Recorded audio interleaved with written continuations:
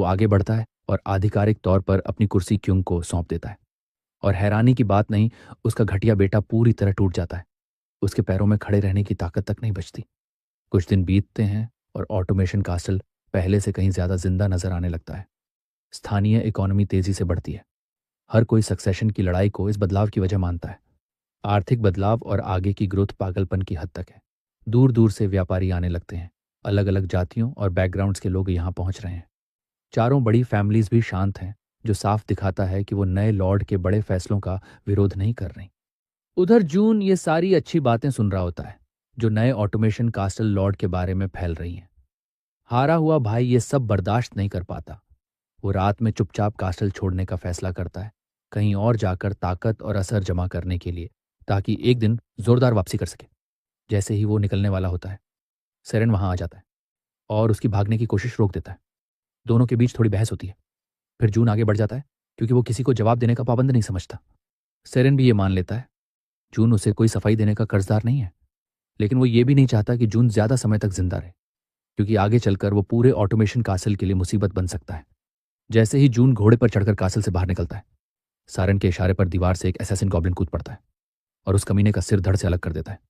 जून की मौत के साथ हेजेमोनिया आखिरकार नेबुला से हार जाता है।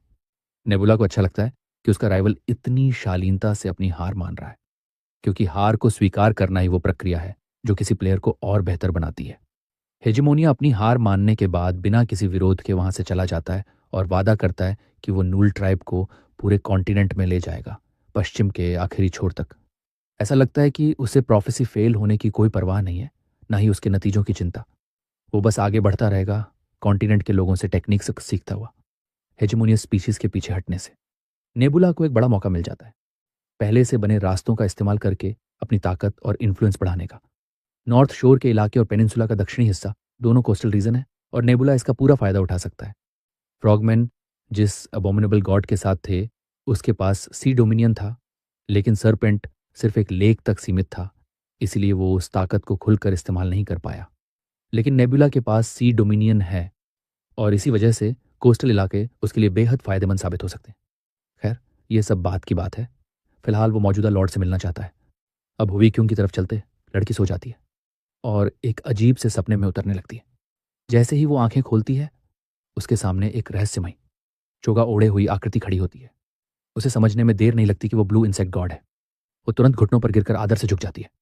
अब तक मिली मदद और दरियादिली के लिए वो उसका शुक्रिया अदा करती है। वो खुद को बस एक मामूली इंसान मानती है, इतने महान गॉड के सामने बेहद छोटा। इसीलिए उसे समझ नहीं आता कि वो उसकी मदद का बदला कैसे चुका सकती है। तब नेब्यूला अपनी हथेली में एक आयरन प्लेट प्रकट करता है। ये वही धातु है जिसका इस्तेमाल व्यापारी लेन देन में करते हैं। वो अपनी नासमझी मान लेती है और माफी मांगती है कि वो अलमाइटी का इशारा नहीं समझ पाई। शायद वो सोचती है कि गॉड उससे पैसे मांग रहा है। तब पीछे से सेरेन आ जाता है और वो घबरा जाती है। उसे हैरानी होती है कि वो यहाँ कैसे पहुंच गया, और इससे पहले कि वो कुछ पूछ पाए, उसकी नज़र धुंधली पड़ जाती है और वो हकीकत में लौट आती है। उसे साफ पता है कि जो उसने देखा वो सिर्फ सपना नहीं था, लेकिन ब्लू इंसेक्ट गॉड उसे क्या समझाना चाहता था ये अब भी उसकी समझ से बाहर है। आयरन प्लेट दिखाने का मतलब शायद उसी से जुड़ा है। यही सोचते हुए उसे बाजार में किसी की आवाज़ सुनाई देती है जो सिल्क की क्वालिटी की तारीफ कर रहा है। एक लिजर्ड मैन सिल्क बेच रहा है और खरीदार कह रहा है कि उसने इतनी बेहतरीन क्वालिटी पहले कभी नहीं देखी। खरीदार खुद को पश्चिम से आया हुआ बताता है, उस तरफ से जहां सूरज उगता है। नल ट्राइब के हटने के बाद पश्चिम का रास्ता अब खुल चुका है। लिजर्ड मैन को पश्चिम से आए किसी से मिलकर खुशी होती है और वो ट्रेड के लिए तैयार हो जाता है। खरीदार, जो एक ट्रोल है, सारी सिल्क खरीदना चाहता है, बदले में आयरन प्लेट्स देने को तैयार है। उसके पास आयरन प्लेट्स से भरी एक पूरी थैली है और उसे लगता है कि ये अमाउंट इतनी शानदार सिल्क के लिए काफी होगी। लिजर्ड मैन ये देखकर खुश हो जाता है और बिना ज्यादा सोचे डील मान लेता है। लेकिन क्यों बीच में दखल देती है और ट्रोल से अपने पैसे वापस रखने को कहती है, क्योंकि ये सिल्क वो पहले ही खरीद चुकी है। टॉल को यह बात बिल्कुल पसंद नहीं आती और वो लार्ज मैन से पुष्टि चाहता है। कुंग की तीखी नजर के नीचे बेचारे लार्ज मैन को उसकी बात माननी पड़ती है। झंझट से बचने के लिए वो आदमी वहां से चला जाता है। असल में क्युंग ने बीच में इसलिए रोका क्योंकि लिजर्डमैन सिल्क बहुत सस्ते दाम पर बेच रहा था। लिजर्डमैन बहस करता है कि नल ट्राइब के जाने के बाद ट्रांसपोर्टेशन कॉस्ट कम हो गई है, इसलिए कम दाम पर भी अच्छा मुनाफा हो रहा है। ये बात क्युंग हुई भी जानती है, आखिर वो खुद मर्चेंट है। लेकिन असली मुद्दा यह है कि ऐसी रेयर चीजें सिर्फ ब्लैक स्केल ट्राइब ही बना सकती हैं। मतलब चाहे प्रोडक्शन कॉस्ट कम हो, प्राइस घटाने की कोई जरूरत नहीं। लग्जरी चीज़ों की कीमत हमेशा ऊंची रखी जाती है। फिर वो एक और ज़रूरी बात सामने लाती है, वही आयरन प्लेट जो ट्रोल देने वाला था। वो अपनी एक आयरन प्लेट तराजू के एक पलड़े में रखती है और ट्रोल की प्लेट दूसरे में। जैसे ही वजन मिलाया जाता है, साफ हो जाता है कि ट्रोल घटिया क्वालिटी की आयरन प्लेट दे रहा था, क्योंकि उसका वजन काफ़ी कम निकलता है। वो उसे समझाती है कि कोई भी डील फाइनल करने से पहले आयरन प्लेट्स का वजन हमेशा जांचना चाहिए। डील बंद करने से पहले यही सबसे ज़रूरी कदम होता है। तब राक राक वहाँ अपनी एक आयरन प्लेट लेकर पहुँचता है। उसे ये वेट बैलेंसिंग वाला औजार काफ़ी दिलचस्प लगा था और वो चाहता है कि उसकी आयरन प्लेट भी तौली जाए। जैसे ही लड़की उसे हाथ में लेती है, उसे तुरंत महसूस हो जाता है कि ये आयरन प्लेट बाकी सबसे अलग है। राक राक बताता है कि ये आयरन प्लेट एक एंशिएंट रिलिक से बनी है, जो उन्हें एक पुराने रूइन में मिली थी। क्वालिटी बेहतरीन है, लेकिन इसे स्मेल्ट करना इतना मुश्किल निकला कि ब्लैक स्मिथ्स ने इस पर काम करना ही छोड़ दिया। इसी वजह से वो यहाँ आया है। उसे उम्मीद है कि ऑटोमेशन कास्टल इस आयरन को पिघलाकर हथियार बना पाएगा। उसी पल क्युंग को समझ आ जाता है कि ब्लू इंसेक्ट गॉड क्या इशारा करना चाहता था। वो चाहता है कि वो हथियार बनाए। पूरे भरोसे के साथ क्युंग कह देती है कि ऑटोमेशन कास्टल ये काम कर सकता है, लेकिन उसे नहीं पता कि आगे उसे कैसी शर्मिंदगी झेलनी पड़ेगी। जिस ब्लैकस्मिथ को उसने स्मेलिंग का काम सौंपा था, वो कुछ शर्तों के साथ वापस लौट आता है। शुरुआत में वो पूरा कॉन्फिडेंट था कि वो ये काम कर लेगा, इसलिए कुंग ने बिना सोचे हाँ कर दी थी। लेकिन अब वो बताता है कि पूरी रात जान झोंकने के बाद भी वो बस एक ही स्पीयर पॉइंट बना पाया। जहां आम आयरन को ढालने में लगभग 10 हथौड़े लगते हैं, वहां इस मेटल में 30 से 40 वार लग रहे हैं। वो इसे लंबे समय तक संभाल नहीं सकता। बीच में जरा सा भी रुका तो ब्लूमरी ठंडी पड़ जाती है और चारकोल बेहिसाब खर्च हो जाता है। ऊपर से इस मेटल को स्मेल्ट करने के लिए पूरे स्टाफ को ट्रेन करना बिल्कुल अलग लेवल की मुसीबत है। आखिरकार क्युंग थक कर ब्लैकस्मिथ को विदा कर देती है। जहां ब्लैकस्मिथ खुश है कि वो इस झंझट से निकल गया, जो उसकी हैसियत से कहीं ऊपर थी, वहीं क्युंग परेशान है कि वो चीफ रकराक से किया गया वादा कैसे निभाएगी। उस वक्त उसने पूरे भरोसे से बात कही थी, लेकिन अब पीछे हटना उसे एक बेकार पार्टनर साबित कर देगा। हालांकि सैरन को पूरा यकीन है कि राक राक को जरा भी बुरा नहीं लगेगा। आखिर वो सबसे उदार लोगों में से एक है। वो ऐसा कुछ नहीं कहेगा जिससे उसे अपनी नाकामी का एहसास हो, और शायद सरेन सही भी है। फिर भी क्यों मुंह की नहीं खाना चाहती। आखिरकार वो अपना आखिरी रास्ता चुनती है। वो सरेन से कहती है कि वो उसके साथ चले, उसे खुद कुछ पक्का करके दिखाना है। दोनों एक अंधेरी गलियारे में उतरते हैं, जहां उन्हें एक मड मॉन्स्टर घूमता हुआ मिल जाता है। इन क्रीचर्स की अपनी फ्री विल होती है, इसलिए ऑटोमेशन कासल में कोई इन्हें हुक्म नहीं दे सकता। लेकिन ये मड डॉल्स इस जगह का असली राज नहीं है। आखिरकार वो एक दरवाज़ा खोलती है और सायरन को दिखाती है कि उसके पीछे क्या छुपा है। अंदर एक वाटर व्हील घूम रहा होता है, जिसे ऊपर से गिरता हुआ वाटरफॉल चला रहा होता है। सरन पहली बार ऐसा अजीब सा कंट्रैप्शन देख रहा होता है। ये वाटरफॉल ऑटोमेशन कासल का वाटर रिजर्व है। अच्छी बात यह है कि ये इनर पैलेस के अंदर है, इसलिए दुश्मन इसे कभी लूट नहीं सकता। सबसे अहम चीज़ है वाटरफॉल के नीचे लगा हुआ व्हील, ऐसा कंट्रैप्शन जो बिना रुके लगातार ज़बरदस्त ताकत पैदा करता है। क्युंग इस ताकत का इस्तेमाल सिर्फ आयरन प्लेट्स स्मेल्ट करने के लिए नहीं करना चाहती। वो इस पावर सोर्स को इवॉल्व करके पूरे ऑटोमेशन कासल को बदल देना चाहती है। इसके लिए उसे सरेन की मदद चाहिए और वो बिना सोचे मदद के लिए तैयार हो जाता है। कुछ दिनों बाद क्युंग नए ब्लूप्रिंट्स पर काम शुरू कर चुकी होती है, एक एडवांस्ड वाटर व्हील के लिए जो पहले से कहीं ज्यादा एनर्जी पैदा करेगा। उन्होंने वाटरफॉल की ऊंचाई बढ़ा दी है और एक्स्ट्रा व्हील्स जोड़ दिए हैं। वो जेल से इन ब्लूप्रिंट्स पर राय मांगती है। जैसा उम्मीद थी, जेल नए डिजाइन को मंजूरी दे देती है। पानी का फ्लो काफी है, इसलिए सारे व्हील्स आराम से घूम पाएंगे। हालांकि इस डिजाइन को लागू करने में बहुत मैन पावर लगेगा और भारी बजट भी चाहिए होगा, क्योंकि मजबूत लकड़ी बाहर से मंगानी पड़ेगी जो यहाँ नहीं उगती। क्यों को पैसों की चिंता नहीं है, लेकिन जेल उसे एक और एंगल से सोचने को कहती है। असली सवाल यह है कि क्या इतना खर्च सच में फायदेमंद साबित होगा। कासिल के अंदर क्यों की पकड़ पहले ही कमजोर है, और अगर इतना बड़ा खर्च करने के बाद भी नतीजे खास नहीं आए तो उसे कड़ी आलोचना का सामना करना पड़ेगा। कुछ दिनों बाद क्युंग अकेली बैठी दिखती है, नए आइडियाज में डूबी हुई। वो अपनी डिमोनिक प्रॉपर्टी प्रोबेबिलिटी को भी एक्टिवेट करती है, हालात का अंदाजा लगाने के लिए। डिमोनिक प्रॉपर्टी उसे साफ बता देती है कि उसके पास प्रोफेसी जैसी ताकत नहीं है। वो फ्यूचर नहीं देख सकती, ना ही ये बता सकती है कि आगे क्या होगा। वो बस मौजूदा पल को थोड़ा सा मोड़ सकती है ताकि हालात उसके पक्ष में झुक जाएं। आसान शब्दों में, वो फ्यूचर की मूवी नहीं देखती, बल्कि मूवी चलते चलते उसे एडिट करती है ताकि उसी पल का नतीजा क्युंग के हक में जाए। फिर भी क्युंग समझाने लगती है कि पैसा वो कैसे जुटाएगी। उसका नया वाटर व्हील डिज़ाइन असल में कैसे काम करेगा। और जब वो पूछती है कि क्या ये कामयाब होगा, तो डैमनिक प्रॉपर्टी जवाब देने से मना कर देती है। आखिर वो पहले ही साफ कर चुकी है कि वो फ्यूचर नहीं देख सकती। हाँ, वो इतना ज़रूर मान लेती है कि आइडिया बुरा नहीं है। आखिरकार क्यों फैसला कर लेती है। वो अपने आइडिया को हकीकत में बदलने जा रही है और उसी के साथ कंस्ट्रक्शन शुरू हो जाता है। जाहिर है, इस दौरान अनगिनत चैलेंजेस सामने आते हैं और कई बार बड़े हादसे भी होते हैं। मटेरियल्स जुटाते वक्त एक बार तो उन्हें ठग भी लिया जाता है और सबसे दर्दनाक हिस्सा होता है ट्रायल एंड एरर का दौर। कई बार नाकाम होने के बाद पूरी कंस्ट्रक्शन तोड़कर फिर से शुरुआत करनी पड़ती है। इसमें सिर्फ पैसा ही नहीं जलता, बेहिसाब वक्त भी चला जाता है। ऊपर से वर्कर्स की कमी पहले से ही बनी रहती है और जो मजदूर हैं उनसे भी आए दिन नई परेशानियां खड़ी हो जाती हैं। लेकिन क्यों के पास बहानों के लिए धैर्य नहीं होता। उसने ब्लू इंसेक्ट गॉड से वादा किया था और वो किसी भी कीमत पर उसे निभाने वाली थी। उसके अडिग इरादे और अपने वचन को निभाने की जलती हुई चाह के सामने लोगों के पास उसकी बात मानने के अलावा कोई रास्ता नहीं बचता, चाहे हालात कितने ही मुश्किल क्यों ना हो। यहां तक कि नेबुला भी उसे इतनी गंभीरता से सब करते देख चौंक जाता है। उसे तो याद भी नहीं कि उसने 4 व्हील्स बनाने को कहा था। लेकिन शायद यही स्वाभाविक है। इंसान किसी लक्ष्य के पीछे जान झोंक देते हैं, अपनी पूरी जिंदगी किसी मकसद को हकीकत बनाने में लगा देते हैं, जबकि लिजर्ड मैन उनके सामने थोड़े सुस्त और सीधे साधे लगते हैं। खैर, क्युंग द्वारा ब्लू इंसेक्ट गॉड का नाम लेने से कंस्ट्रक्शन को आगे बढ़ाने में मदद मिलती है। ऑटोमेशन कास्टल की दूसरी फैमिलीज भी ज्यादा विरोध नहीं करती।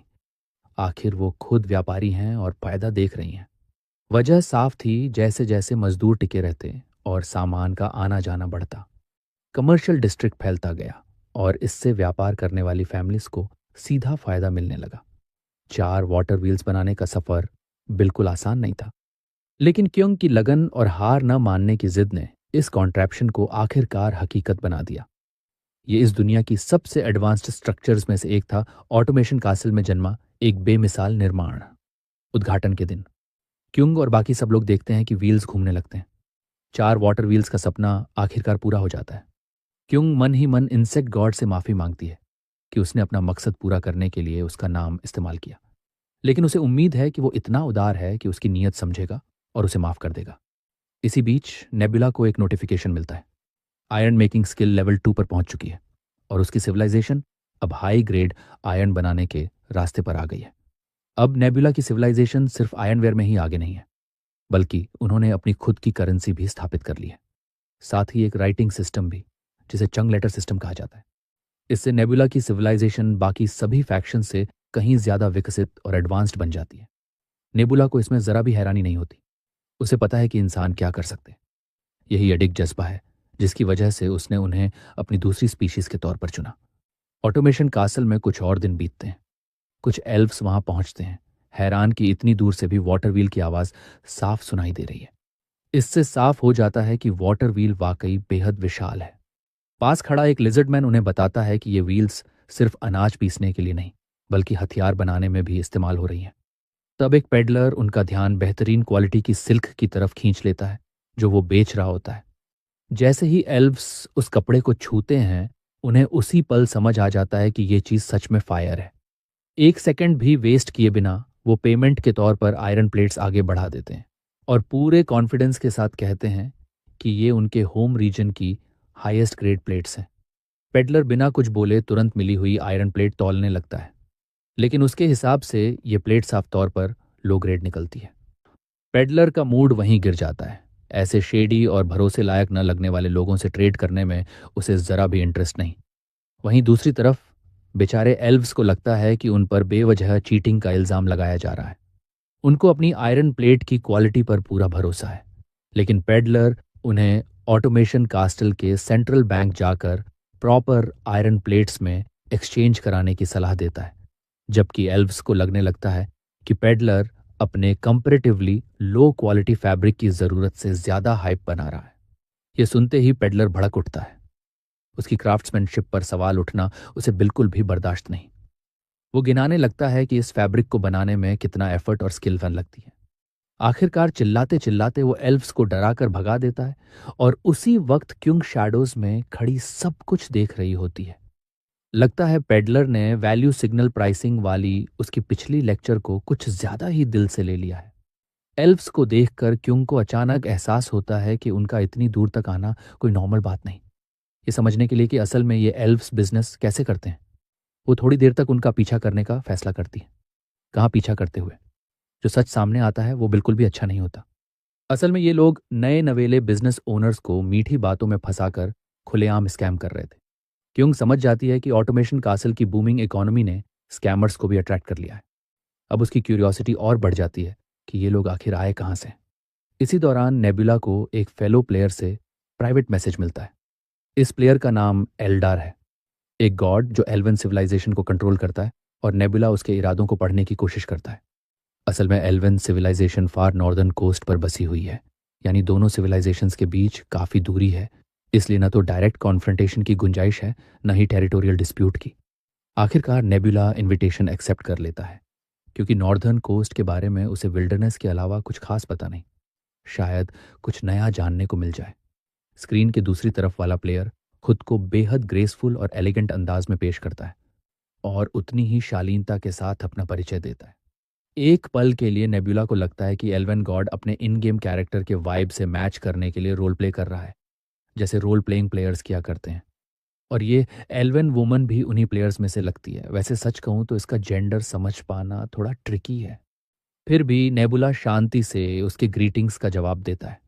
एल्डार खुश होती है कि सामने वाला एक वेल स्पोकन पर्सनैलिटी है, हेजमोनिया की तरह नहीं, जिसे वो एक बारबेरियन से कम नहीं मानती और जिसने उसे नॉर्दर्न कोस्ट से बाहर धकेल दिया था। ये सुनकर नेबुला अंदर ही अंदर हेजमोनिया की हालत समझ जाता है। एल्डार से हारने के बाद उसने नेबुला से पंगा लिया था, लेकिन सवाल ये है कि क्या ये gender bender role playing player सच में इतनी स्ट्रांग है कि हेजमोनिया जैसे प्लेयर को हटा सके। बिना समय गंवाए नेबुला सीधे पूछता है कि इस मीटिंग के पीछे उसका मकसद क्या है। एक बार फिर ये मुस्कुराता हुआ स्नेक एलिगेंस और बेनेवोलेंस का नाटक करता है और अपनी शर्त रख देता है कि सिर्फ नेबुला के मानने पर ही उसकी फोर्सेस को छोड़ा जाएगा। नेबुला बिना कुछ कहे सीधा कॉल काट देता है, एकदम चैड मूव। हालांकि वो उसकी हर हरकत पर नजर रखना चाहता है, लेकिन ऐसा कर नहीं सकता। नॉर्थर्न कोस्ट बेहद ठंडी जगह है, जिसकी वजह से उसके इंसेक्ट्स का वहां माइग्रेट करना लगभग इम्पॉसिबल है, और वो खुद भी वहां नहीं जा सकता। उसे ऑटोमेशन कासल पर नजर रखनी है।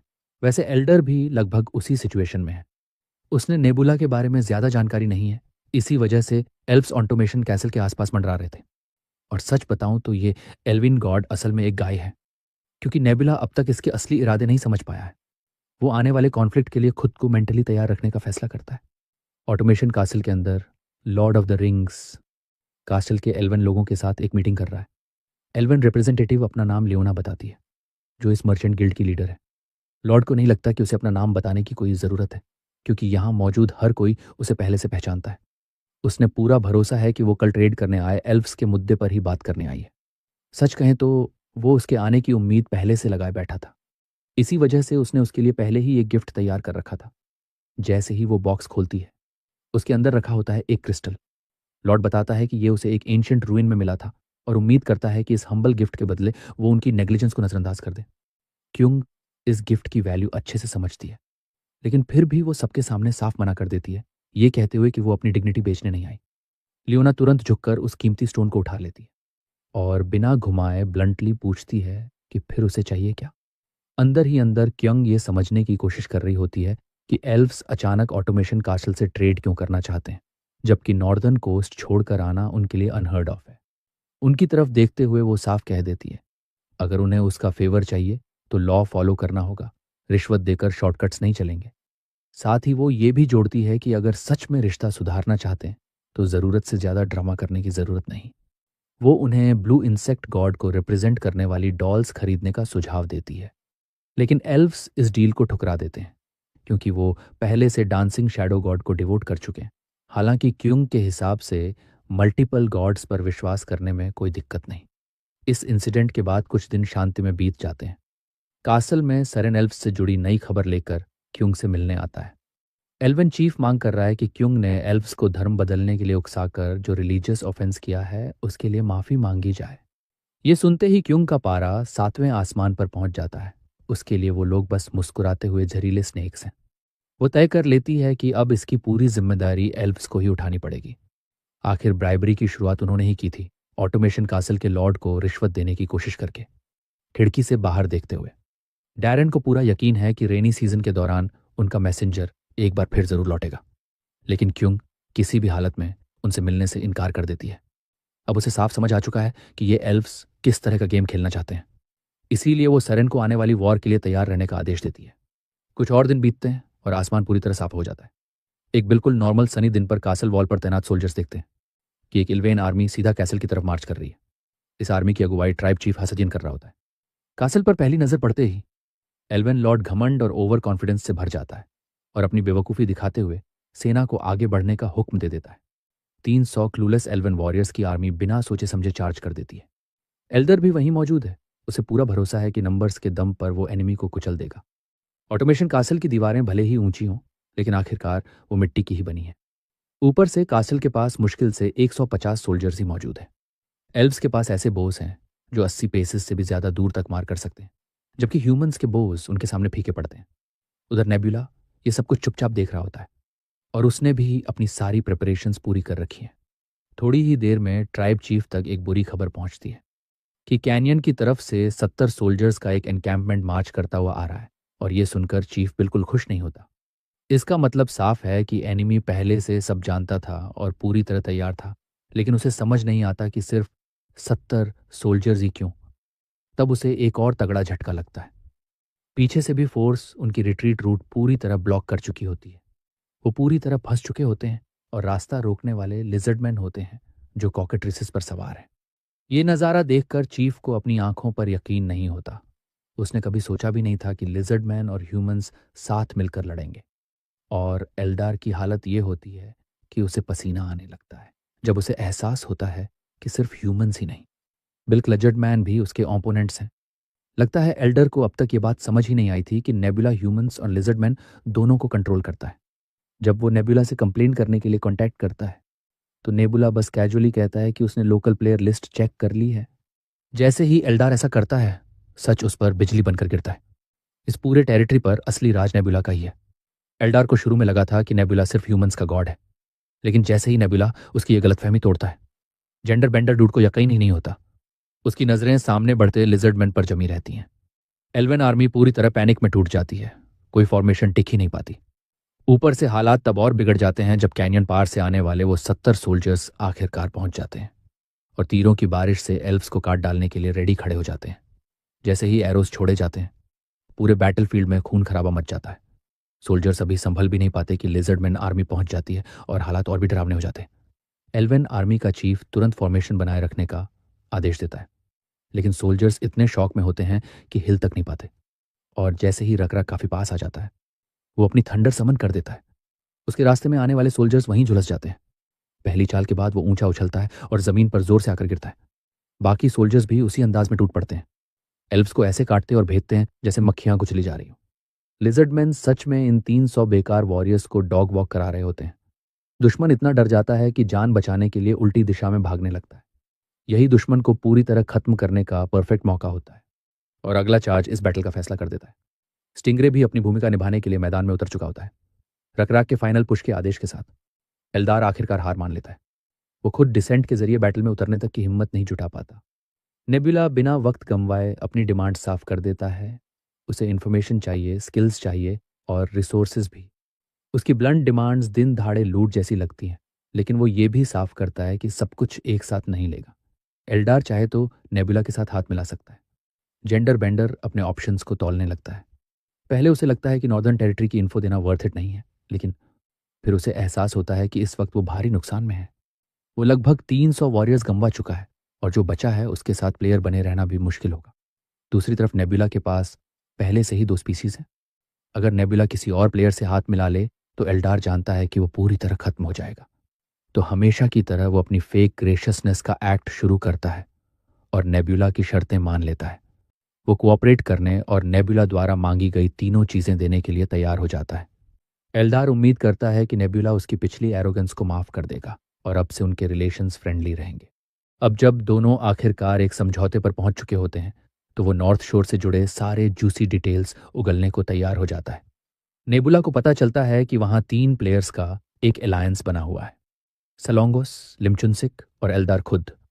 प्लेयर सोलोंगोस इस वक्त रेयर सेंटोर्स रेस को कंट्रोल कर रहा है। लगता है नेबुला को इस स्पीसीज के बारे में ज़्यादा आइडिया नहीं था।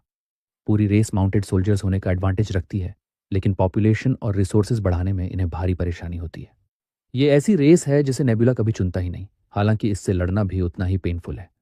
इसके बाद आता है प्लेयर लिम चूनसिक, जो ऑग्रेज नाम की एक बेवकूफ़ स्पीशीज को लीड करता है, जिनके पास साइज और ब्रूट स्ट्रेंथ के अलावा कुछ खास नहीं।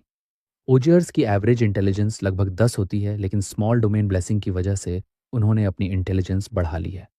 ठीक वैसे ही जैसे नेबुला ने अपनी दूसरी रेस ह्यूमंस को अलग अलग ब्लेसिंग्स दी थी।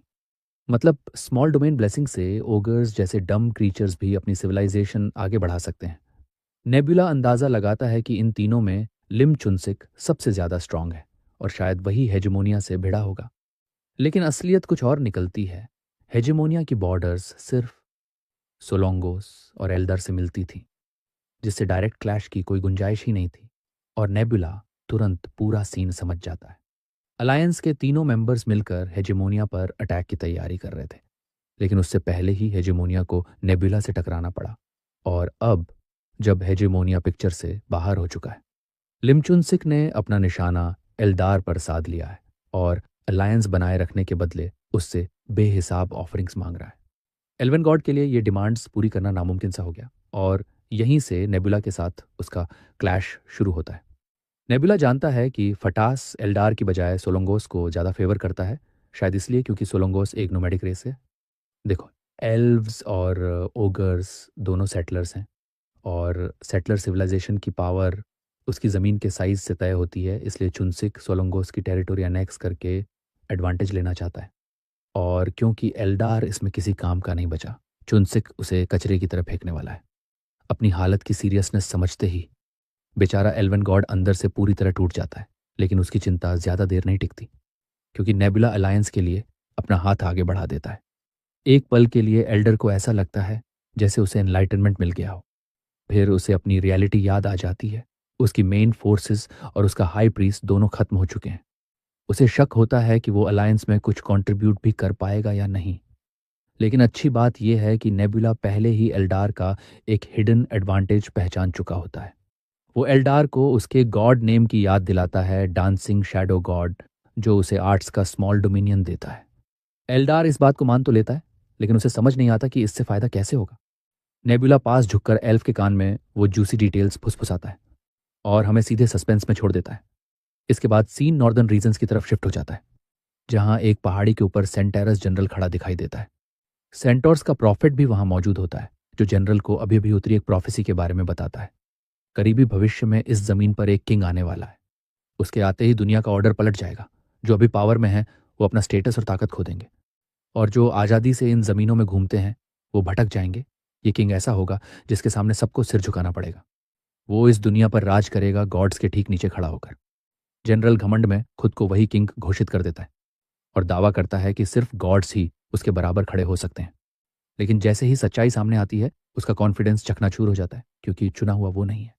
ये सुनते ही जनरल अंदाजा लगाता है कि प्रोफेसी वाला किंग ब्लैक स्केल्ड ट्राइब का कोई लिजर्ड मैन होगा। लेकिन प्रॉफिट इस सोच को सीधा नकार देता है। उसके मुताबिक नॉर्थ से उठने वाली ये पावर कहीं ज्यादा टेरिफाइंग है। जो किंग बनेगा वो एक जायंट ओगर है, जिसकी ताकत आसमान छूती है। साइज इतना विशाल कि पास खड़ा कोई भी बौना लगे। वो हर सेंटोर से ज्यादा स्ट्रांग है और उसकी इंटेलिजेंस एल्व्स से भी ऊपर है। नेचुरली सेंटोर्स का ट्राइब चीफ ये बात बिल्कुल टॉलरेट नहीं करता कि उसे उस मैसिव ब्रूट का बस एक लैकी बनकर रहना पड़े। प्रोफेसी सुनते ही उसका गुस्सा इतना भड़क उठता है कि वो उसे खत्म करने का मन बना लेता है, और उसी गुस्से में वो उसी प्रॉफिट को मार डालता है जिसने इतना डरावना फ्यूचर सुनाया था। वो महान तमारिदू सेंटोर्स का प्रतिनिधि खुद को ही अकेला ऐसा मानता है जो शिखर पर खड़े होने के लायक है। वो गॉड्स के अलावा किसी के आगे सिर झुकाने वाला नहीं। असल में ये पूरी प्रोफेसी नेबुला ने स्टेज करवाई थी और एल्डर के जरिए निभवाई गई थी। और अब जब एल्डर अपना काम पूरा कर चुका है, तमारिदू गुस्से में पूरी तरह पागल हो जाता है और प्रोफेसी को मानने से साफ इनकार कर देता है।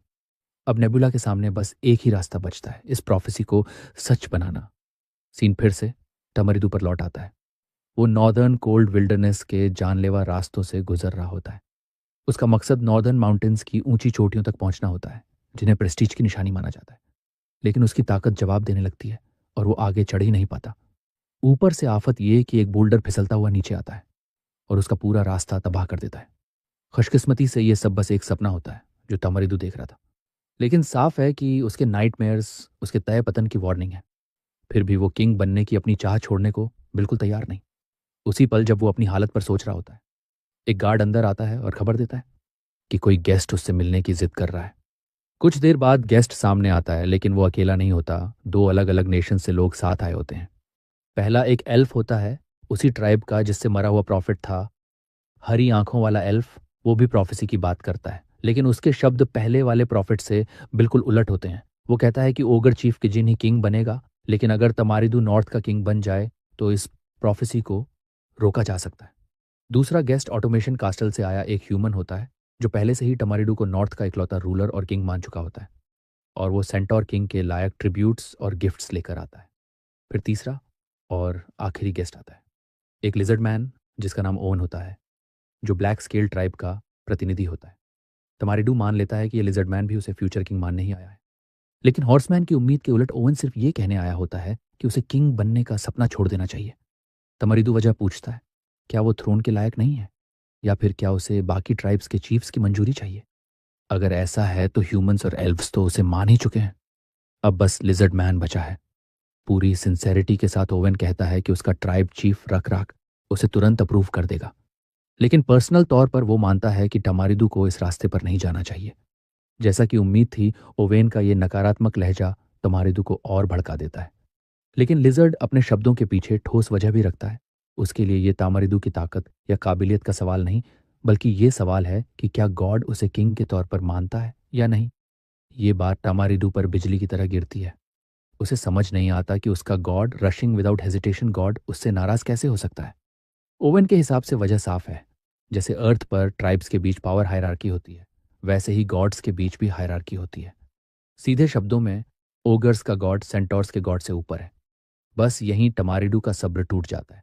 वो इस यूनिवर्स की इस सच्चाई को एक्सेप्ट नहीं कर पाता।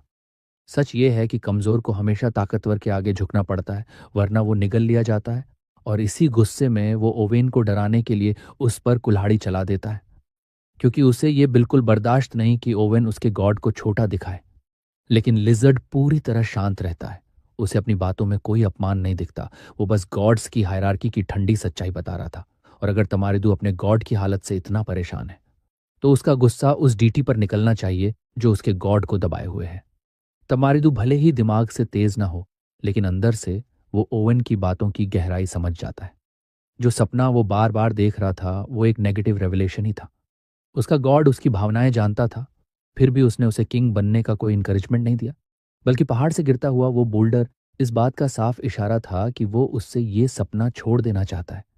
आखिरकार वो ओवेन की बातों को सच मान लेता है और आगे की राह के लिए गाइडेंस मांगता है। जाने से पहले ओवेन उसकी हालत को लेकर उसे हल्का सा गैसलाइट कर देता है। वो ब्लैक स्केल्ड वॉरियर्स का एग्जाम्पल देता है, जो अगर किसी बड़े मकसद के लिए हो तो अपने कमांडर के ऑर्डर्स के खिलाफ भी खड़े हो जाते हैं। और एग्जैक्टली यही ओवेन चाहता है कि टमारिडू करे। थोड़ा सोचने के बाद तमारिडू को आखिर समझ आ जाता है कि उसे क्या करना है। उसे किंग बनना होगा, अपने गॉड के लिए किंग बनना होगा। उसे वही कांटों भरा रास्ता चुनना होगा जिसे उसका गॉड कभी उसके लिए नहीं चाहता था। उधर नेबुला और एल्डर ये सब बिल्कुल वैसा ही अनफोल्ड होते देख रहे होते हैं जैसा उन्होंने प्लान किया था। सच ये है कि नेबुला ने एल्डर के आर्ट्स वाले स्मॉल डोमिनियन का इस्तेमाल करके ये सब करवाया था, और एल्वेन गॉड ये देखकर हैरान रह जाता है कि नेबुला ने इस डोमिनियन को उससे कहीं ज्यादा स्मार्ट तरीके से इस्तेमाल किया। असल में स्मॉल डोमिनियन ऑफ आर्ट्स का मतलब होता है कला के जरिए लोगों के दिल और सोच हिलाना। और कला म्यूरल्स, स्कल्पचर्स या प्रोफेसीज किसी भी फॉर्म में हो सकती है। नेबुला ने प्रोफेसीज के जरिए अपने ओपोनेंट को मैनिपुलेट किया, यहाँ तक कि दूसरे प्लेयर्स की कंट्रोल्ड स्पीशीज को भी ऐसे काम करने पर मजबूर किया जा सकता है जो उनका गॉड कभी नहीं चाहता। और सेंटोर्स को कंट्रोल करने वाला सोलोंगोस प्लेयर अब बड़ी मुसीबत में फंसने वाला है, क्योंकि उसका हाई प्रीस्ट बगावत कर चुका है। हालांकि एल्डार को भरोसा नहीं कि सिर्फ इतना उनके गोल के लिए काफ़ी होगा, लेकिन नेबुला पूरी तरह कॉन्फिडेंट है। अलग अलग प्लेयर्स की स्पीसीज को मैनिपुलेट करने के बाद भी असली सवाल ये है कि क्या वो सोलोंगोस को उनकी प्लान्स बिगाड़ने से रोक पाएंगे। मगर नेबुला ने इस पॉसिबिलिटी के बारे में भी पहले ही सोच रखा है। सोलोंगोस जानता है कि उसकी सेंटोर स्पीसीज इकोनॉमी और टेक्नोलॉजी में कितनी आगे जा सकती है, लेकिन क्योंकि वो नोमैडिक हैं और ओजर्स सेटलर्स हैं, ओगर्स की सिविलाइजेशन बहुत तेजी से आगे निकलने वाली है और इसी वजह से सोलोंगोस नियर फ्यूचर में ओजर्स के सामने टिक नहीं पाएगा। यही कारण है कि सोलोंगोस तमरिडू की रिबेलियन को ब्लेसिंग इन डिस्गाइज की तरह देखेगा, क्योंकि सेंटोर्स की तयशुदा तबाही रोकने का उसके पास यही एक मौका है। अब सीन उस इंसान पर कट करता है जो इस वक्त सेंटर में है। सोलोंगोस लिमचुनसिक से अपने रिबेलियस हाई प्रीस्ट टमेरिदू की तरफ से माफी मांग रहा होता है, लेकिन बड़ा ऑग्र उसे भरोसा दिलाता है कि इसमें उसकी कोई गलती नहीं। उसके हिसाब से गलती उसकी अपनी है कि उसने नेबुला से अलायंस के बाद एल्वन गॉड की चाल को नजरअंदाज कर दिया। फिर भी उसे पूरा भरोसा है कि टमरिदू और किजिन के बीच थ्रोन की लड़ाई में नतीजा पहले से तय है, इसलिए सोलोंगोस को माफी मांगने की जरूरत ही नहीं। वैसे सोलोंगोस की माफी की असली वजह ये नहीं थी। वो माफी इसलिए मांग रहा था क्योंकि उसे पूरा यकीन था कि टमारिदू किजिन का बुरा हाल कर देगा। दोनों प्लेयर्स अपने अपने हाई प्रीस्ट्स पर पूरा भरोसा रखते हैं, लेकिन थ्रोन हासिल करने के लिए कौन जिंदा बचेगा ये सिर्फ तो वक्त तय करेगा। आखिरकार हिसाब किताब का दिन आ ही जाता है। वो दिन जब तमरिदू और उसके सोल्जर्स तबाही मचाने के लिए तैयार होते हैं। शुरुआत वो रास्ते में मिलने वाले सारे मर्सनरी गॉब्लिन्स को खत्म करके करते हैं जो सपोजिटली ओगियर्स के लिए काम कर रहे थे। जैसे ही लड़ाई शुरू होती है, ओजार्स अचानक अपनी छिपी हुई जगहों से बाहर निकल आते हैं। सेंटोर्स को बहुत देर से समझ आता है कि गॉब्लिन्स बस एक डिस्ट्रैक्शन थे। वो मैसिव जायंट्स अपने भारी हथियार घुमाते हैं और सेंटेयर्स को बेरहमी से कुचल डालते हैं। दूसरी तरफ टमारिदू खुद फ्रंट लाइंस पर उतर आता है और तलवार के एक ही वार में कई ओजर्स के सिर उड़ा देता है। ये साफ है कि आम ऑग्रस उसके सामने टिक ही नहीं सकते। वो सिर्फ ऑग्र चीफ को ही अपना असली राइवल मानता है, और वही किजिन अब बैटलफील्ड में उतर चुका होता है। वो आग बबूला है कि तमारिदू ने दोनों नेशंस के बीच का भरोसा तोड़ा और वो चाहता है कि ये नकली घोड़ा अपने खून से कीमत चुकाए। दोनों योद्धा हथियार उठाकर एक दूसरे पर टूट पड़ते हैं और कुछ ही पलों में दोनों के हाथों से हथियार छूट जाते हैं। दोनों निहत्थे रह जाते हैं। तमारिदू अपने मजबूत घूंसों से लगातार वार करता है, लेकिन किजिन हर वार बचा लेता है और तमारिदू की गर्दन पकड़ लेता है। एक ही मैन्यूवर में वो टमारिडू को पूरी तरह चोक होल्ड में जकड़ लेता है और उसकी गर्दन मरोड़ देता है। लड़ाई जितनी जल्दी शुरू हुई थी उतनी ही जल्दी हॉर्स गाय वहीं ढेर हो जाता है। अब सीन हमारे दोनों गॉड्स पर कट करता है जो इस वन साइड मासैक्री को चुपचाप देख रहे थे। हालांकि एल्डार को लगा था कि वो आउटकम जानता है, लेकिन वो खुद शॉक में आ जाता है क्योंकि वो घोड़ा अपने ओपोनेंट को जरा भी नुकसान नहीं पहुंचा पाया।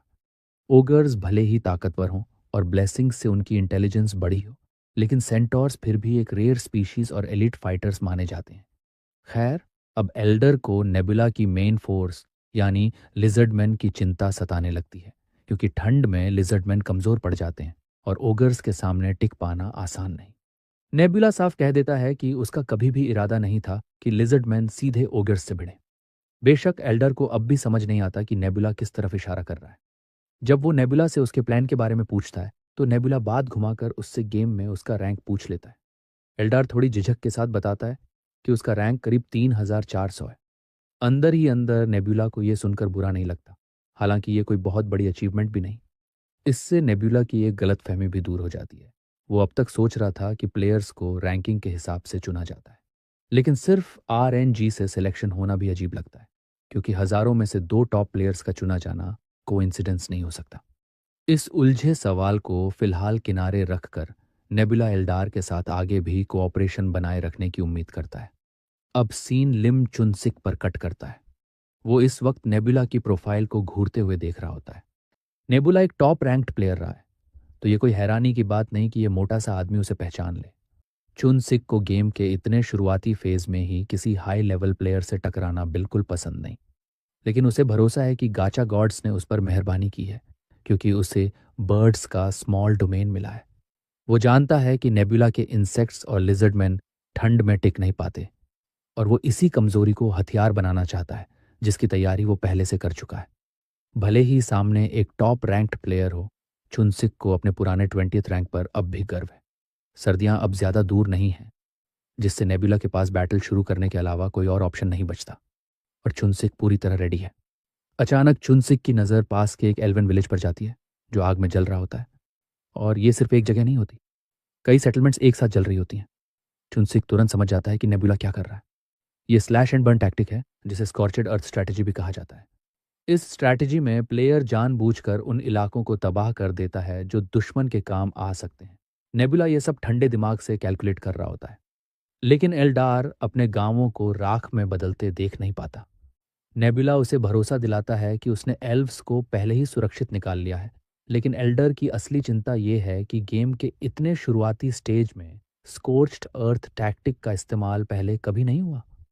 नेबुला मानता है कि नॉर्मली ये टैक्टिक शुरुआत में काम नहीं करती, लेकिन ये सिचुएशन अलग है क्योंकि दुश्मन इस वक्त नॉर्थ शोर में फंसा हुआ है और उनके लिए फूड सप्लाईज जुटाना बेहद मुश्किल होगा। Black scaled tribe automation castle के सारे ट्रेड रूट्स कंट्रोल करता है, और अब जब आसपास के एल्वन विलेजेस भी मिट चुके हैं तो ओगर्स न लूट कर सकते हैं न ट्रेड। ओगर्स की सबसे बड़ी कमजोरी ये है कि उन्हें जिंदा रहने के लिए बेहिसाब खाना चाहिए, और विंटर सिर पर है। ऐसे में सप्लाईज खत्म होना तय है। चुनसिक ने सोचा था कि नेबुला ठंड से मरेगा, लेकिन असली किलर रिसोर्सेज की कमी है। नेबुला इस प्लान का क्रेडिट एल्डर को भी देता है, क्योंकि उसके बिना ये स्ट्रैटेजी कभी काम नहीं करती। आम हालात में प्लेयर को यह टैक्टिक अपनाने के लिए अपनी ही जमीन जलानी पड़ती, लेकिन ओजर्स एल्व्स की जमीन पर थे, जिससे नेबुला की रिसोर्सेज बच गई। ये ट्रेड ऑफ पूरी तरह वर्थ इट है। दूसरे विंटर के आते ही दुश्मन का गिरना तय है। अब सीन एक गोबलिन विलेज में शिफ्ट होता है। पूरा इलाका केओस में डूबा होता है, क्योंकि ओजर्स हमला कर चुके होते हैं। ये भूखे जायंट्स छोटे गॉबलिन्स को खाने और उनकी सप्लाईज लूटने आए होते हैं। वक्त रहते ज्यादातर गॉबलिन्स अपनी सप्लाईज लेकर वहां से निकल चुके होते हैं। जब ओगर चीफ कीजिन ये खबर सुनता है तो वो खुश हो जाता है, लेकिन अंदर ही अंदर उसे हालात बिल्कुल ठीक नहीं लगते। सबसे बुरा ये कि उनका गॉड उनकी प्रेयर्स का जवाब तक नहीं दे रहा, जैसे उसने उन्हें पूरी तरह छोड़ दिया हो। ओजियर्स कुपोषण से मरने लगते हैं और चुनसिक बेबस होकर बचे हुए सर्वाइवर्स को तड़पते देखता रहता है। आखिरकार वो अपना घमंड और झूठा संतोष निगल लेता है और अपने पुराने दोस्त साथी राइवल से कांटेक्ट करता है। जैसे ही वो थोड़ी री की गुहार लगाता है, सोलोंगोस उसे बुरी खबर सुना देता है। उसकी ज्यादातर फोर्सेस पहले ही खत्म हो चुकी हैं। जब उसका हाई प्रीस्ट टेमेरिडू कीजिन के हाथों चीर दिया जाता है तो सोल्जर्स खोना ही काफी बुरा था, लेकिन हालात तब पूरी तरह हाथ से निकल जाते हैं जब लिजर्डमैन सेंटोर्स की जमीन पर कब्जा कर लेते हैं। एक अच्छी बात यह होती है कि सोलोंगोस को खुशी होती है कि उसके पुराने दोस्त ने उससे संपर्क किया, क्योंकि वो खुद भी उससे बात करना चाहता था। असल में एल्डार ने सोलोंगोस से संपर्क किया था और नेबुला के साथ अलायंस बनाने का ऑफर दिया था। शर्त बस इतनी थी कि सोलोंगोस चुनसिक के खिलाफ उसका साथ देगा। ये सुनते ही चुनसिक को लगता है कि अब तो वो फंस ही गया, लेकिन उसका पुराना दोस्त उसे भरोसा दिलाता है कि उसने ये डील ठुकरा दी है, क्योंकि किसी का पॉन बनना उसे बिल्कुल मंजूर नहीं। ऊपर से वो चुनसिक के साथ बिताए पुराने दिनों की इज्जत भी रखना चाहता था, चाहे अब दोनों के बीच कॉन्फ्लिक्ट क्यों ना हो। अब भी सोलोंगोस चाहता है कि वो पुराना रिश्ता जिंदा रखा जाए और जो थोड़ी बहुत ताकत बची है उसे मिलाकर एक आखिरी हमला किया जाए। चुनसिक को यह आइडिया बिल्कुल बुरा नहीं लगता, बल्कि वो तो एक्साइटेड हो जाता है, क्योंकि भले ही उनके पास कम आर्मी हो, फिर भी वो नेबुला से सीधी टक्कर ले सकते हैं। ये दो सिविलाइजेशंस की लड़ाई नहीं होगी, बल्कि गॉड्स की जंग होगी।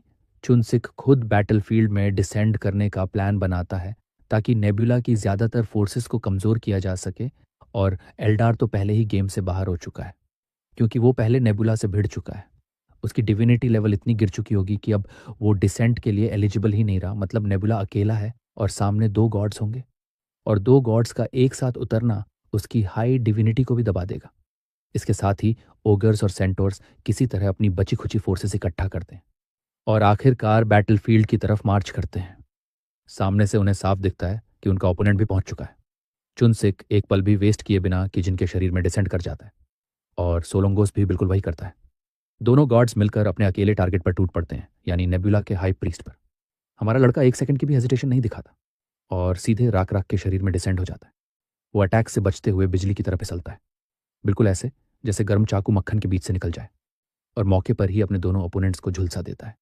इतना ही काफी होता है उन दोनों मस्खरों के लिए, यानी गॉड्स को एक ही पल में गिराने के लिए।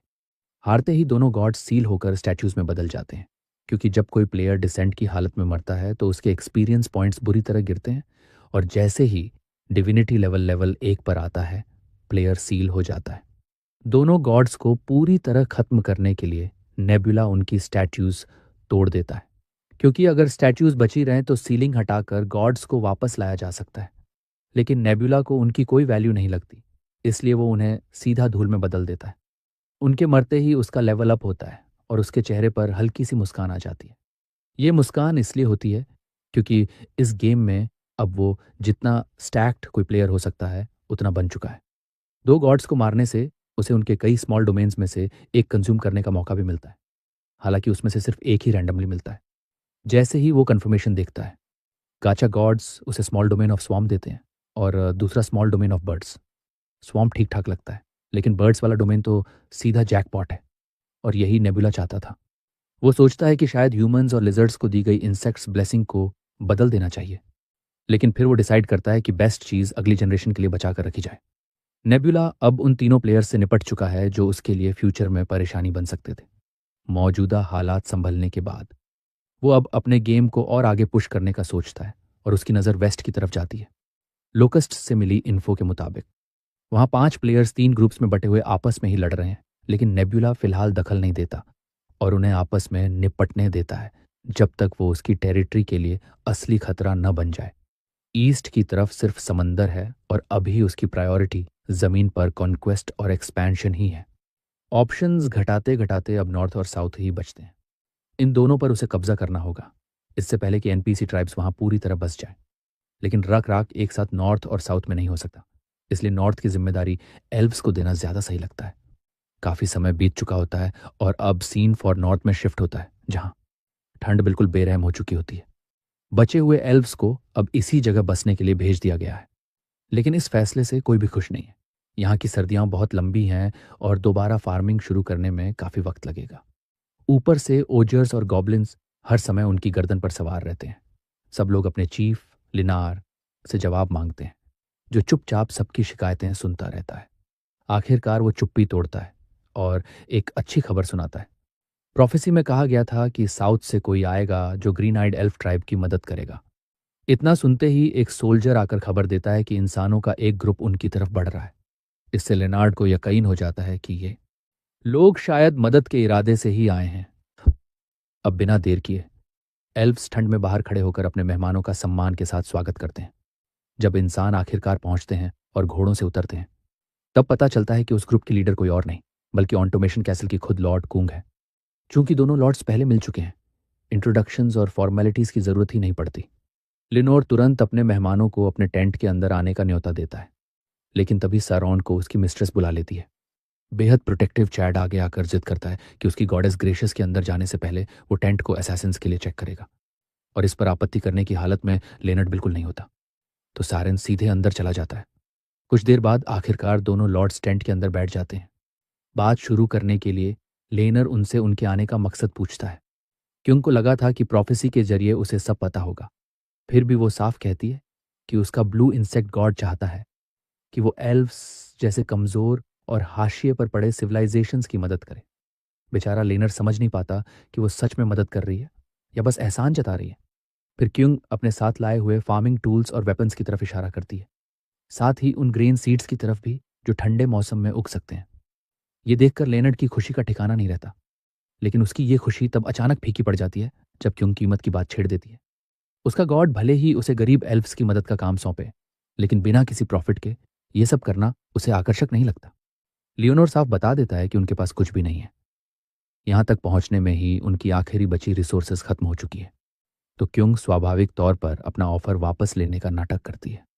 वो कहती रही है कि उसे जाना होगा, क्योंकि टाइम भी एक कीमती चीज है जिसे वो बर्बाद नहीं करना चाहती। लेकिन अब लेनर्ड ये गैसिंग गेम खेलने वाला नहीं होता।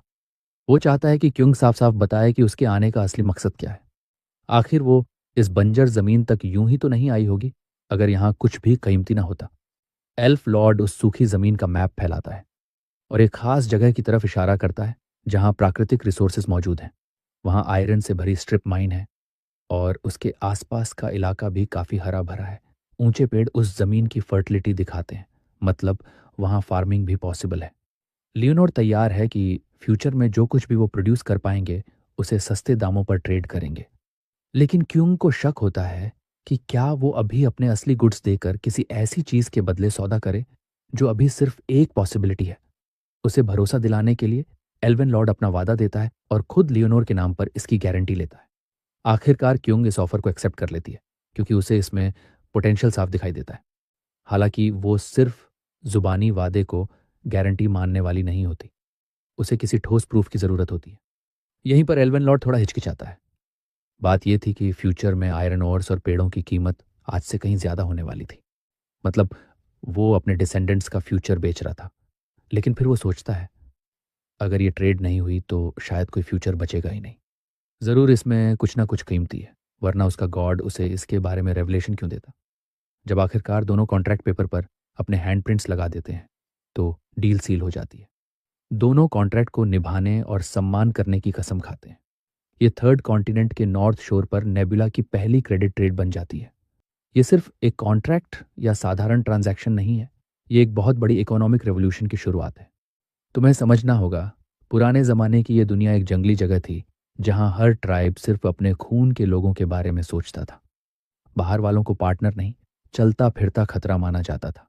यही डर और टकराव सिविलाइजेशन को आगे बढ़ने से रोकता रहा और ट्रेड का कॉन्सेप्ट पैदा होने से पहले ही दम तोड़ देता था। लेकिन शुक्र है कि अब हालात बदलने लगे हैं। ये ट्राइब्स अब सिर्फ जान बचाने के लिए भटकते नोमैड्स नहीं रहे जो एक शेल्टर से दूसरे शेल्टर तक घिसटते रहते थे। अब वो जड़ें जमा रहे हैं, वो इवॉल्व हो रहे हैं और अब अपने फ्यूचर को रिटन इंक में कॉन्ट्रैक्ट्स के जरिए बांधना शुरू कर चुके हैं। हम तेजी से ऐसे दौर की तरफ बढ़ रहे हैं जहां इंटेंजिबल एसेट्स की ट्रेड और फ्यूचर प्रोमिसेस पर दांव लगाना बिल्कुल नॉर्मल हो जाएगा। यही एक सोफिस्टिकेटेड इकोनॉमी की शुरुआत है, एक ऐसी रेवोल्यूशनरी छलांग जो सर्वाइवल के सारे नियम बदल देगी। लेकिन ये रास्ता लंबा था और खून से भरा हुआ भी, इतना कि राक राक भी इससे थक चुका था। अब जब सब कुछ खत्म हो चुका था तो वो आखिरकार राहत की सांस ले सकता था।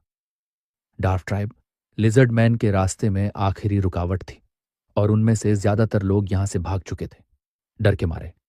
लेकिन कुछ पीछे रह गए थे और राक राक ने अपने वॉरियर्स को आसपास का इलाका साफ करने का हुक्म दिया।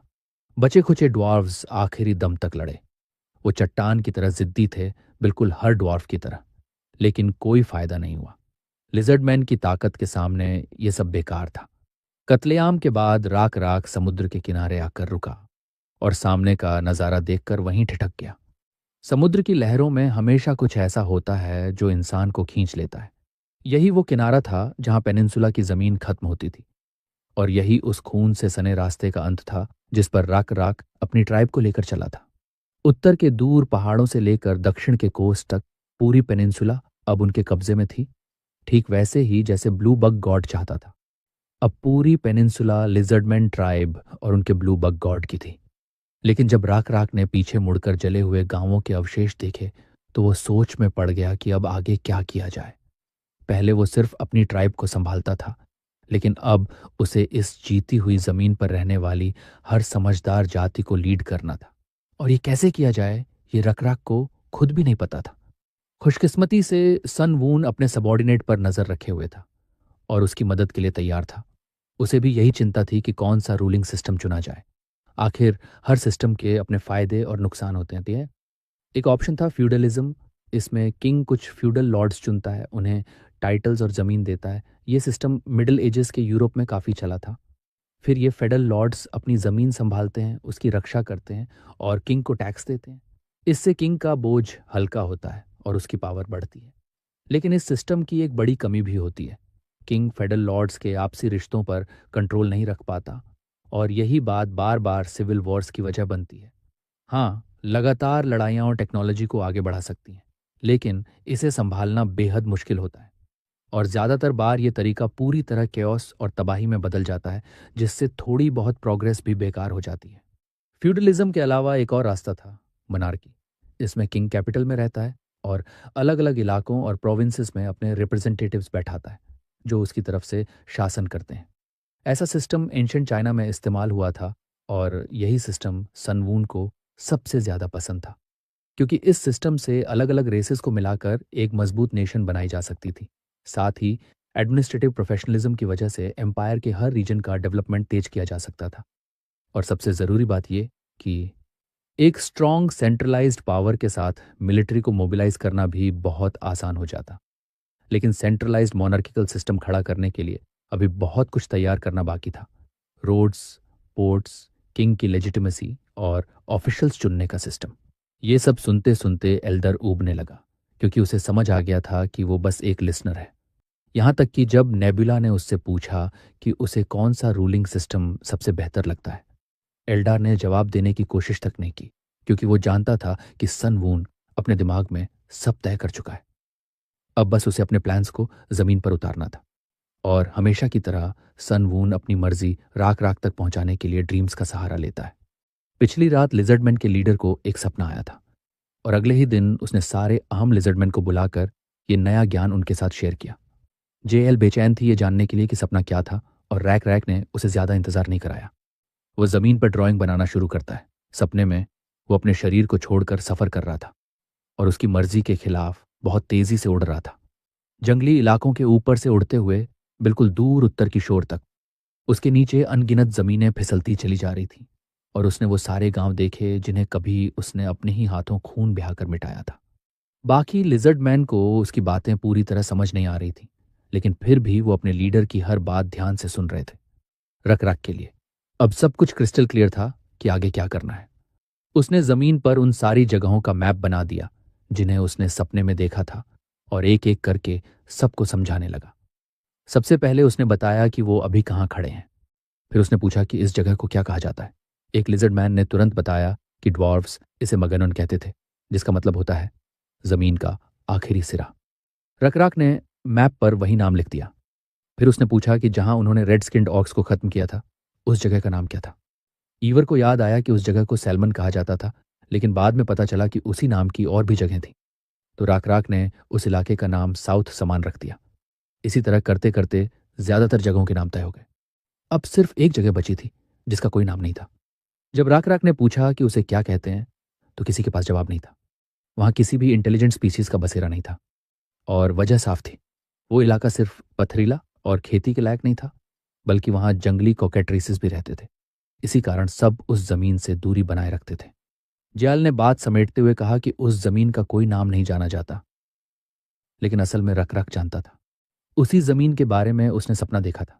भले ही वो इलाका चारों तरफ ऊंचे पहाड़ों से घिरा था, लेकिन वहां तक पहुंचने का एक पतला रास्ता था, जिसे झाड़ियां, बेलें और छोटे पेड़ हटाकर खोला जा सकता था।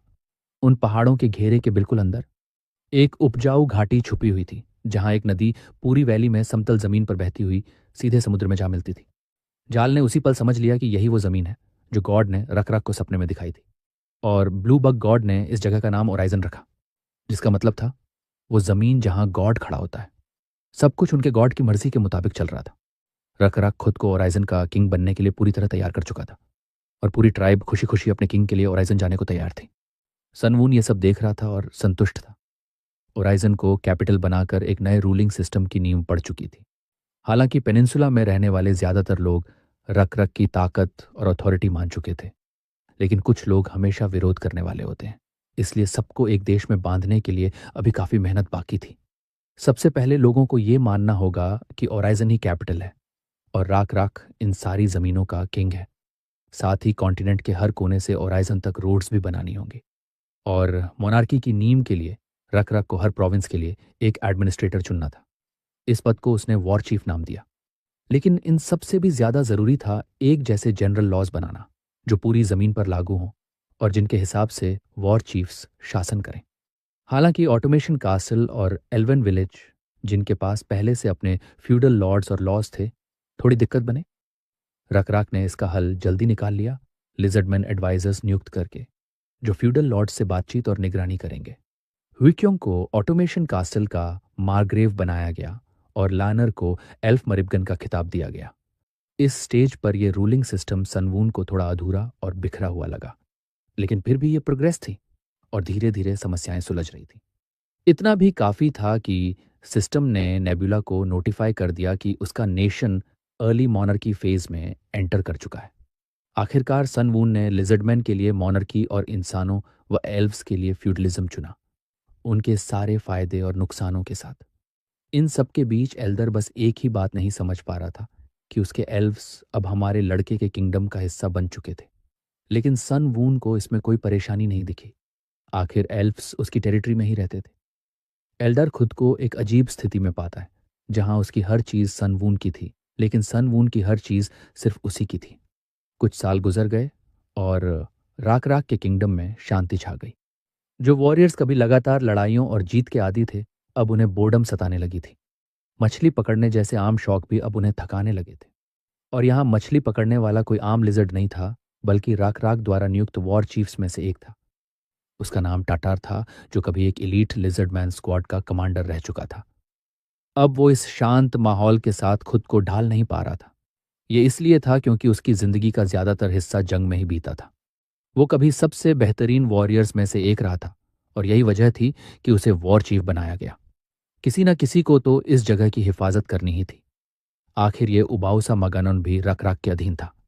लेकिन इस सब के बीच एक अजीब सी दिक्कत थी। इस जमीन पर हमला करने वाला कोई था ही नहीं। ये इलाका दूर साउथ में था। चारों तरफ बाकी लिजर्डमैन की जमीनें थीं और सामने सिर्फ समुद्र, जब तक कोई समुद्र से ना आए। और हैरानी की बात यह थी कि वो आ ही गए। दूर समंदर में दर्जन भर नावें दिखाई दी, जिनमें कुछ अजीब से क्रीचर्स सवार थे। पहली नजर में समझ ही नहीं आया